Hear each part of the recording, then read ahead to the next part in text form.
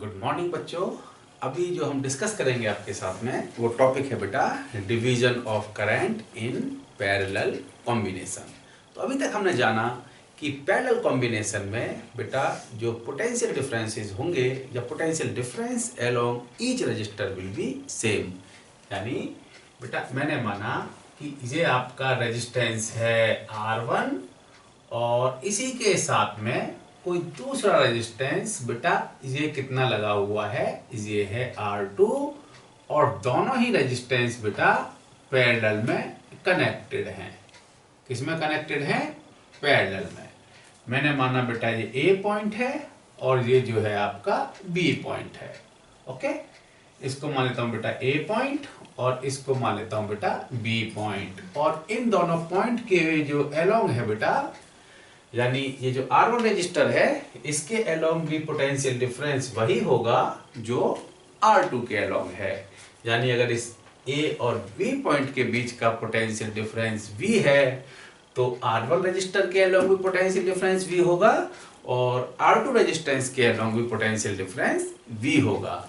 तो बेटा आप देखेंगे, चलिए मैंने कंसीडर किया कि जहां पर आपकी I करंट आ रही है और बेटा ऊपर वाला रेजिस्टेंस है जहां पर जो करंट डिवाइड होके चली जाती है बेटा, मैंने माना ये I1 है।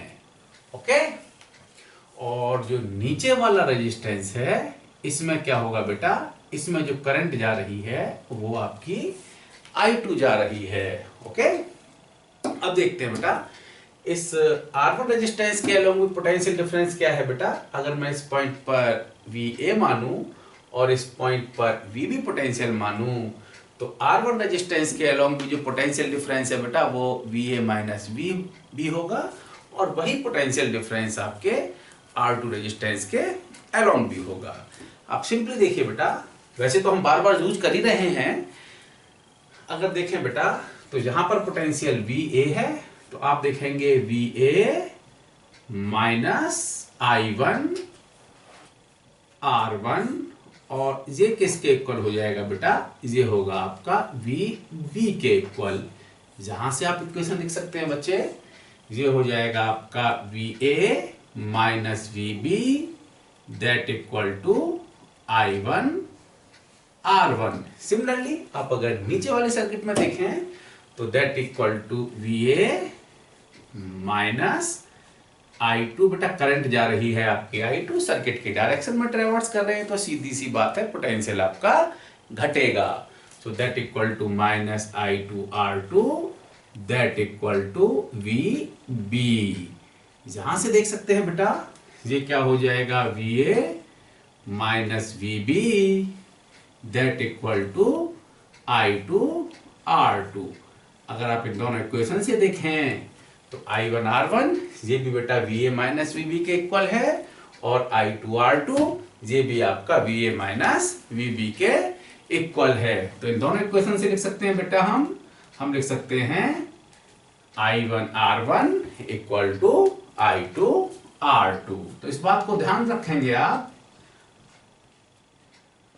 क्या बेटा, अगर आपका ये ऊपर रेजिस्टेंस है यानी ये जो रेजिस्टेंस है इसमें I1 करंट फ्लो हो रही है और इसमें बेटा I2 करंट फ्लो हो रही है तो I1 R1 equal to I2 R2। अगर ये दोनों रेजिस्टेंस पैरेलल में जुड़े हुए, अगर तीसरा रेजिस्टेंस भी लगा होता है इसके साथ पैरेलल में और इसमें करंट जा रही होती I3 तो आप लिखते I1 R1 equal to I2 R2 equal to I3 R3। Okay, तो बेटा इतना ध्यान रखेंगे, अगर दोनों रेजिस्टेंस पैरेलल में जुड़े हैं और इस रेजिस्टेंस में I1 करंट जा रही है और R2 रेजिस्टेंस में I2 करंट जा रही है तो इक्वेशन ध्यान रखेंगे बेटा I1 R1 equal to I2 R2। यानी अगर मैं यहां पे देखूं बेटा, अगर मैं लिखूं इसको I1 upon I2 so that equal to ये होगा बेटा हमारा I1 upon I2 that equal to R2 upon R1। Okay, यानी I1 upon I2 equal to I2 R2 upon R1। यानी जो करंट होगी बेटा वो रेजिस्टेंस के इनवर्स रेशो में होगी, यानी I1 upon I2 equal to R2 upon R1, इसको ध्यान रखेंगे। आप अगर सिंपली इसको भी ध्यान रखते हैं I1 R1 equal to I2 R2, तो भी आप न्यूमेरिकल क्वेश्चन सॉल्व करने में सक्षम होंगे। तो बेटा पहले देख लेते हैं, अगर मैं बात करूं ये जो I करंट थी ये आपकी 2 पार्ट्स में डिवाइड हुई थी, तो आप लिख सकते हैं बेटा I equal to I1 plus I2। बेटा इसको थोड़ी देर के लिए मान लेते हैं ये हमारी फर्स्ट इक्वेशन है, और बेटा ये जो है ये हमारी सेकंड इक्वेशन है। This is your second equation. Okay, अब अगर मैं सेकंड इक्वेशन में दोनों तरफ 1 ऐड करूं तो बेटा क्या होगा, ये होगा आपका I1 upon I2 plus 1 that equal to R2 upon R1 plus 1। और अगर मैं इसको यहां पर सिंप्लीफाई करूं तो ये हो जाएगा I1 plus I2 upon I2। ये किसके इक्वल होगा बेटा, ये हो जाएगा R2 plus R1 upon R1। और बेटा ध्यान से देखो, ये I1 प्लस I2 का सम किसके इक्वल है, I के इक्वल है। तो यहां से हम लिख सकते हैं बेटा I अपॉन I2, ये हो जाएगा बेटा, इसको सिंप्लीफाई करके लिखा that is the R1 plus R2 upon R1।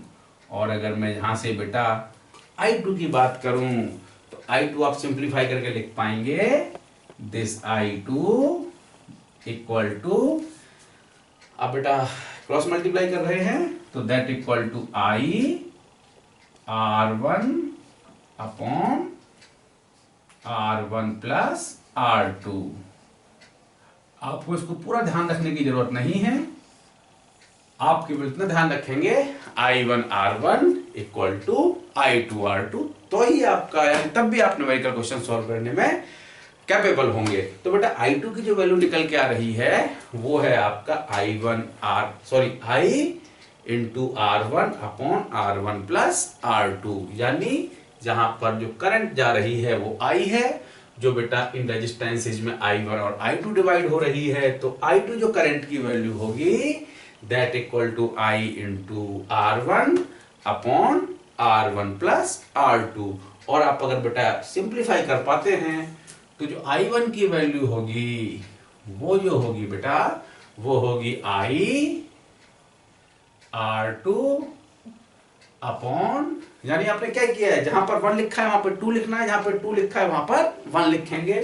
तो ये हो जाएगा बेटा, ये हो जाएगा R2 प्लस R1, यानी जो I1 की वैल्यू है वो होगी I R2 upon R1 plus R2।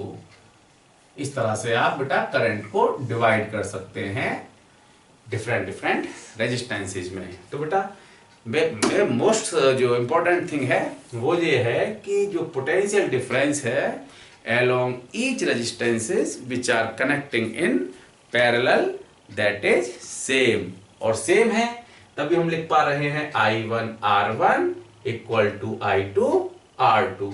तो बेटा ये इक्वेशन आपके लिए इंपॉर्टेंट है, इसी के बेस पर आप न्यूमेरिकल क्वेश्चन कर पाएंगे। और अगर मैं इसको फर्दर सिंप्लीफाई करूं तो I1 upon I2 that equal to R2 upon R1, यानी जो करंट डिवाइड हो रही है वो रेजिस्टेंस के इनवर्स रेशो में डिवाइड हो रही है। आई थिंक ये टॉपिक आपको यहाँ पर क्लियर होगा बच्चों। अब हम सॉल्व करेंगे कुछ न्यूमेरिकल क्वेश्चंस। ओके।